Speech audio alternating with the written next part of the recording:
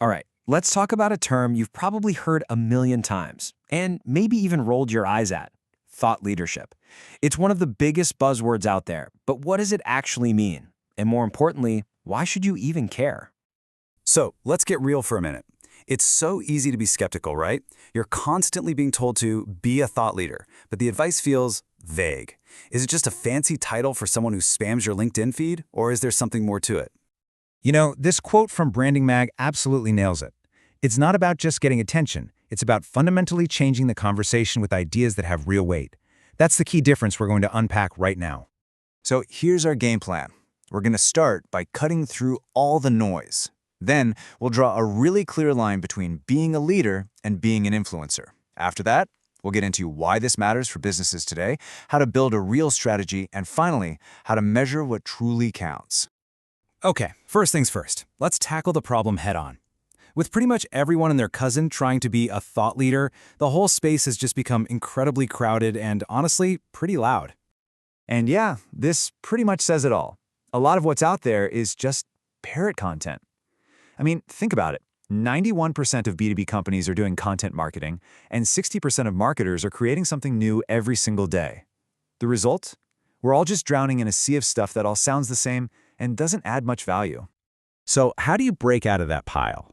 Well, the secret is understanding a really fundamental difference. This next part is where we draw a clear line in the sand between what most people are doing and what real thought leaders do. This comparison from Forbes just makes it crystal clear.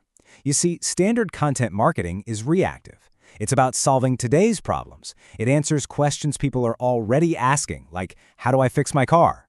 But thought leadership, that's proactive. It tackles tomorrow's problems by asking new questions, like, what is the future of the entire auto industry?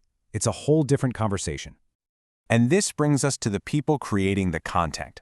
An influencer's currency is engagement. We're talking likes, shares, comments. Their main goal is to shape your buying habits. But a thought leader operates on a totally different currency: trust. Their goal isn't just to sell you something, it's to shape the entire industry's conversation by becoming the go-to authority. Okay, so we've got a definition, but what's the actual business value? I mean, why does building this kind of trust matter so much, especially in today's world? Well, the data is pretty shocking. A huge study by Edelman and LinkedIn found that a full 60% of decision makers were convinced to buy something they weren't even thinking about before, all because of good thought leadership. That's not just winning a sale. That is literally creating demand out of thin air. And this impact goes straight to the top. Get this, nearly 90% of C-suite executives say that high-quality thought leadership increases their respect for a company. In the B2B world, earning that kind of trust from the people in charge is an absolute game changer. So here's the bottom line. This is not a vanity project. This delivers real, tangible business results. You're building trust that's hard to break, you're standing out from all the noise, and you're actually making those long, complicated buying decisions shorter. Heck, it even helps you attract the best talent, because the best people want to work for visionary companies. Okay, this all sounds great in theory, but how do you actually do it? How do you put this into practice? Let's break down the strategy for going from just making noise to building a narrative that actually leads your industry. It really comes down to 3 key steps. First, you have to define a razor-sharp niche. Don't just be in marketing. Be like Seth Godin and become the voice on a specific idea, like permission marketing. Second, your goal is to educate, not just entertain. Give people real, data-driven value and strategies they can use.